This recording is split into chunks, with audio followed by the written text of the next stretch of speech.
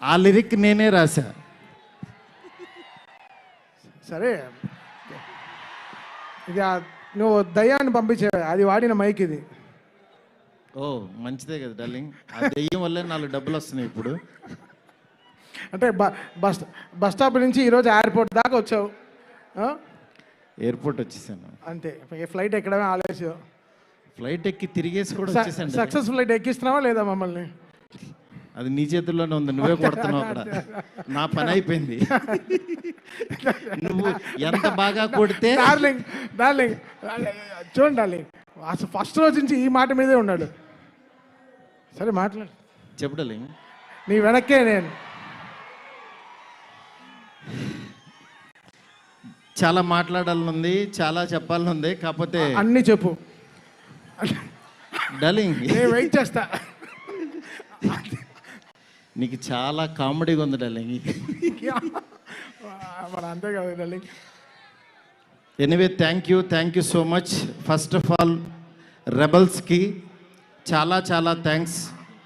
ఎందుకంటే నేను తీసిన సినిమాని బిగినింగ్ నుంచి నన్ను ఎంకరేజ్ చేస్తూ ఇంత దూరం తీసుకొచ్చారు. అసలు ఈ సినిమా, ఈ మూమెంటు, ఈ ఈవెంటు ఇక్కడికి వస్తాను అని అనుకుంటున్నానంటే కారణం ఇద్దరే. ఒకళ్ళు నా కింగ్ సైజ్ కట్అవుటు రెబల్ స్టార్, అట్లాగే ఈ సినిమాని మేమెంత ప్రేమించినా సరే వెనకడుగు వేయకుండా మమ్మల్ని నడిపించిన వ్యక్తి విశ్వ సార్. మీకు ఎప్పటికీ రుణపడి ఉంటాను సార్. ఎందుకనంటే ఆయన లైఫ్ పెట్టేశారు ఈ సినిమాకి. పీపుల్స్ మీడియా మొత్తం, పీపుల్స్ మీడియా స్టాఫ్ కానీ, పీపుల్స్ మీడియాలో పనిచేసే ప్రతి ఒక్కళ్ళు కానీ, మనం ఈరోజు ఏదో ఇది నేను చెప్తున్నాను, ఒక సాదా సీదా ఒక ఫంక్షన్ కాదు ఇది. దీని వెనకాల చాలా చాలా కష్టం ఉంది, అంత ఈజీ కాదు. మేము ఒక రెబల్ స్టార్ని తీసుకుని వచ్చి, ప్రభాస్ గారిని తీసుకుని వచ్చి భోజనం పెట్టి పంపించేసే అలాంటి సినిమా తీయలేదు ఇది. ఆయన తెచ్చుకున్నప్పుడు అలాంటి ఆ రేంజ్ ఫుడ్డే పెట్టాలని ఫిక్స్ అయ్యాం. అందుకని మీకు నేను చెప్తున్నాను, థియేటర్కి వచ్చిన వాళ్ళకి మాత్రం 100% ఎంత ఎఫర్ట్ పెట్టామో మీకు కళ్ళకు కనపడుతుంది. నెక్స్ట్ అసలు ఈ జర్నీ ఇక్కడ కొంచెం మాట్లాడాలి. నన్ను మా ఫ్రెండ్స్ అందరూ మాట్లాడమని చెప్తున్నారు. అంటే కథల్లోనూ, చరిత్రలోనూ, పుస్తకాల్లోనూ వింటూ ఉంటాం, ఆ దేవుడు అలా కిందకి దిగొచ్చాడు, కనకదుర్గమ్మ ఒక రిక్షావాడు కోసం కిందకు వచ్చింది, ఇట్లా వింటూ ఉంటాం, ఆ పుస్తకాల్లో చదువుతూ ఉంటాం. నా రియల్ లైఫ్లో ఆదిపురుష జరుగుతున్నప్పుడు బాంబే నుంచి కాల్ వచ్చింది. ఆయన రాముడు గెటప్లో ఉన్నప్పుడు ఈ మారుతి వెళ్ళాడు ఆయన దగ్గరికి. వెళ్ళిన తర్వాత అలా మా పరిచయం స్టార్ట్ అయింది. ఆయన ఆ రోజు బాగా నవ్వించానని అనుకున్నాను. కానీ ఆయన అంటే ఆయనకు అసలు అవసరం లేదు. ఎందుకంటే బాహుబలి హీరో. కాశ్మీర్ వెళ్ళినా, ఆఫ్రికా వెళ్ళినా, ఇంకెక్కడికో మసైబారా అని ఏదో మారుమూల గ్రామం సౌత్ ఆఫ్రికాలో ఎక్కడో వెళ్ళాం. వెళ్తే నేను ఫిలిం డైరెక్టర్ని అన్నా. అవునా అన్నాడు, పైనుంచి కింద చూశాడు. నా హీరో ఎవరో తెలుసా అన్నా. అంటే ఎవరని అన్నాడు. ప్రభాస్ అన్న. ఓ బాహుబలి హీరోనా అన్నాడు. అంటే మసైబారాలో ఒక వేరే జాతి వాళ్ళకు కూడా తెలిసిపోయారు ఆయన. నిజంగా రాజమౌళి గారికి ప్రతి డైరెక్టరు చాలా చాలా చాలా రుణపడి ఉన్నాం. ఎందుకనంటే ఇవాళ పాన్ ఇండియా అని అందరూ కాల్ రేస్కి తిరుగుతున్నాం, కానీ ఒక వ్యక్తి లైఫ్ పెట్టేసి ఒక మీడియం రేంజ్ హీరోని ఒక పాన్ ఇండియాకి పరిచయం చేసి ప్రపంచానికి ఈరోజు ఒక పెద్ద కటౌట్ని నిలబెట్టారు ఆయన. నిజంగా మనం ఒక తెలుగు ఇండస్ట్రీకి ఈరోజు ఒక స్వర్ణయుగం లాంటిది. ఒక సుకుమార్ గారు, ఒక సందీప్ రెడ్డి వంగ, ఒక ప్రభాస్ గారు, అల్లు అర్జును, ఇట్లా అసలు ఎంతమంది ఎన్టీఆర్ గారు, ఇట్లా రామ్ చరణ్, ఇట్లా ఎంతమంది స్టార్స్ తయారవుతున్నారు. నాలాంటి ఒక మిడ్ రేంజ్ సినిమాలు ఒక 11 సినిమాలు చేశాను. నా రేంజ్లో నేను చేసుకుంటూ వెళ్ళిపోతున్నా. అలాంటి వాడిని కూడా నువ్వు ఇక్కడ కాదురా బాబు, నువ్వు రెబల్ యూనివర్సిటీలో జాయిన్ అవ్వు, నువ్వు పెద్దోడవు అని ఆ వ్యక్తి తీసుకొచ్చి నన్ను ఇక్కడ నుంచోబెట్టారు. ఈరోజు నిలబడి మాట్లాడుతున్నా. నేను రాశాను, నేను తీశాను, కానీ నా వెనకాల ఉన్న శక్తి మామూలు శక్తి కాదు. అది ఆయన యాక్టింగ్ చేసి వెళ్ళిపోవటం కాదు, ఆయన లైఫ్ పెట్టేశారు. అది నన్ను అంటే ఆయన సినిమా పట్ల ఉన్న భక్తి, సినిమా పట్ల ఉన్న ప్యాషను, సినిమా ఆయన ఏకమైపోయిన తీరుకి అది మాటల్లో చెప్తే చాలా తక్కువైపోద్ది. నేను ఏదో కావాలని ఇట్లా పొగుడుతున్నట్టే ఇదని కాదు. ఆయన వేరే, ఆయన సినిమాతో ఏకమైపోయారు. మీ అందరు మనసుల్లో ఉన్నారు. ఆయన ఆ ప్రతిరూపం ఇవాళ మన ఎదురుగుండా కూర్చుంది అంతే. ఇలాంటి దీంట్లో ఈ రాజాసాబు 3 years తర్వాత చాలా కష్టపడి ఇక్కడ దాకా తీసుకొచ్చాం. మాకు పండక్కి మీ అందరికీ మిమ్మల్ని ఎంటర్టైన్ చేయాలని ఒకటే ఆకాంక్షతోటి వేరే సినిమాలు చాలా ఉన్నా సరే అన్నిటి మధ్యలోకి ఇంత పెద్ద బడ్జెట్ సినిమాని చాలా ధైర్యంగా విశ్వప్రసాద్ గారు తీసుకొచ్చారు మీ ముందుకి. డెఫినెట్గా ఇది ఆల్ లాంగ్వేజెస్ మామూలుగా ఉండదు సినిమా, ఎందుకంటే ఈ జోనర్లో అంత పొటెన్షియాలిటీ ఉంది. నెక్స్ట్ ఈ జోనర్ నెక్స్ట్ లెవెల్కి తీయగలిగాం. అలాగే నార్త్లో అనిల్ తడాని గారు రిలీజ్ చేస్తున్నారు, ఇక్కడ మైత్రి ఫిలిమ్స్ ద్వారా రిలీజ్ అవుతుంది. ఈ సినిమా నేను చెప్తున్నాను, ఏదో నేను తీసానని కాదు, నేను ఒక ఆడియన్ లాగానే చూస్తా. ఎప్పుడైనా సినిమా తీసాను నా పని అయిపోయిందని బయటకు చూస్తా. కానీ ఈ సినిమాని యాజ్ ఏ ఆడియన్గా రోజు నేను తీసిన సినిమా వేరు, తర్వాత ఆర్ఆర్ చేస్తున్నప్పుడు చూస్తున్నాను ఒక్కొక్క రీలు. నిజంగా నేను తీసిన సినిమాకి నాకే కన్నీళ్ళు వచ్చినాయి. ఆయన పెర్ఫార్మెన్స్ చూసి ఫస్ట్ రీల్లోనే నేనే కూర్చుని ఏడ్చా.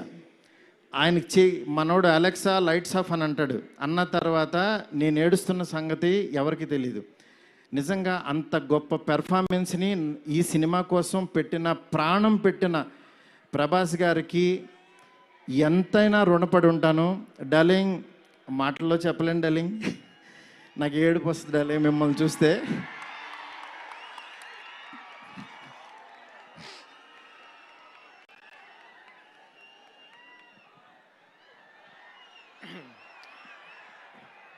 ఏ ఇష్యూనైనా టిష్యూ లాగా చూస్తావు, నువ్వు ఏడుస్తే బాధగా ఉండాలి.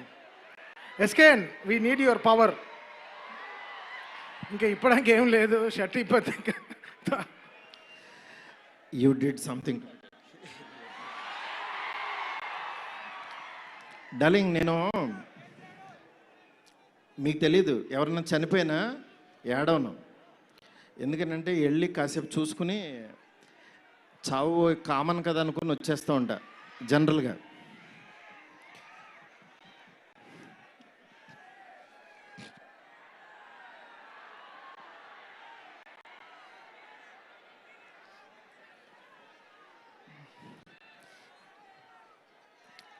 ఓకే, సారీ డార్లింగ్, ఎందుకంటే ఇది ఉండిపోయింది లోపల, ఇదంతా నా stress. Thank you darling, love you darling. ఇంకంతకు మించి చెప్పలేను. అలాగే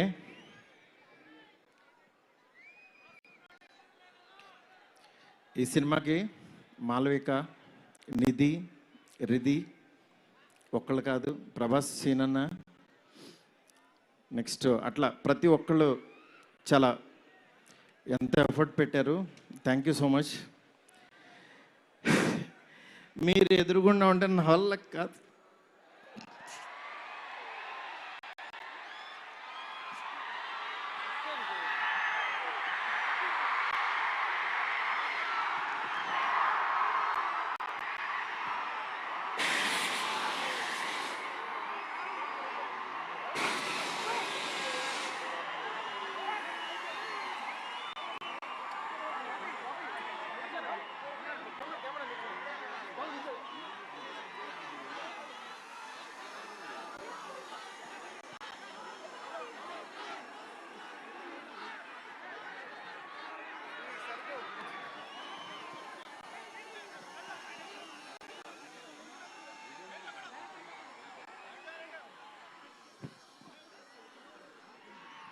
I know it's a very, very emotional moment.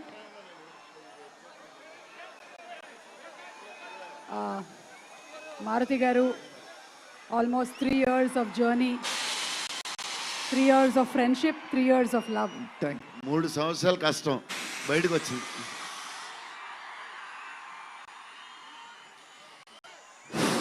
అయిపోయింది, నా పని అయిపోయింది, నా డ్యూటీ అయిపోయింది. నేను చెప్తున్నాను, సినిమా చూడండి అంతే. సినిమా చూడండి. సినిమాలో మిమ్మల్ని ఎక్కడన్నా 1% డిస్సాటిస్ఫాక్షన్ చేసినా నా ఇంటి అడ్రస్ పెడతా, రండి. 1% రెబల్స్ కానీ, ఫ్యాన్స్ కానీ, ఫ్యామిలీస్ కానీ, ఈయన్ని ప్రేమించే ఎవరైనా సరే మమ్మల్ని డిసప్పాయింట్ చేసావు మారుతి అని అంటే, విల్లా నెంబర్ 17 గుర్తుపెట్టుకోండి, కొండాపూర్లో ఉంటుంది, కొల్లా లగ్జూరియా, అక్కడికి రండి. ఇన్ని రోజులు మట్టి నేను ఈయన ఫోటోని ఇట్లా చూపిస్తూ ఉన్నాను కదా, ఇప్పుడు ఈయన్నే చూపిస్తున్నా. Vishwa sir, please come sir. People media factory అధినేత టీజీ విశ్వప్రసాద్ గారికి గట్టిగా చప్పట్లతో ఆహ్వానం పలుకుదాము. Raja Saab he's the man, he's the man. మీరు చూస్తున్నారు ఈయన ఎంత ఎఫర్ట్ పెట్టారు. Thank you so much, thank you so much. Sorry, మిమ్మల్ని నవ్వించాలని అనుకున్నాను, నేను ఏడ్చాను ఇక్కడ. ఫస్ట్ టైము నేను సినిమా అంతా నవ్వించాడు డార్లింగ్. నేను ఎప్పుడు ఫస్ట్ సినిమా తీసినప్పుడు కూడా ఆడవలేదు, కానీ ఈ సినిమా మాత్రం thank you darling, love you darling. అలాగే నాకు సపోర్ట్ చేసిన నా ఫ్యామిలీ, నా వైఫ్ స్పందన, అలాగే నా పిల్లలు హియా, కేదార్, నీత, నెక్స్ట్ నా డైరెక్షన్ డిపార్ట్మెంట్, నా సైనికులు చచ్చిపోయారు ఒక్కొక్కళ్ళు. నేను అందరినీ సక్సెస్ మీట్లో ఒక్కొక్కళ్ళని పరిచయం చేస్తా. ఇక్కడ పనిచేసిన డిఓపి కానీ, ఆర్ట్ కానీ, ప్రతి ఒక్కళ్ళకి పేరు పేరున చాలా థ్యాంక్స్. ఎవరన్నా మర్చిపోతే క్షమించండి, నాకు ఇప్పుడు మాటలు రావు. Thank you so much. Thank you సుమ్ గారు. Thank you so much Maruthi గారు. అండ్ జస్ట్ ఒక్కసారి అందరినీ ఒక్కసారి జస్ట్ ఒకటే ఒక్క కోరిక మాది ఏంటంటే, జస్ట్ ప్రభాస్ గారు ఒక్క 2 నిమిషాలు సోలోగా స్టేజ్ మీద నించోవాలి.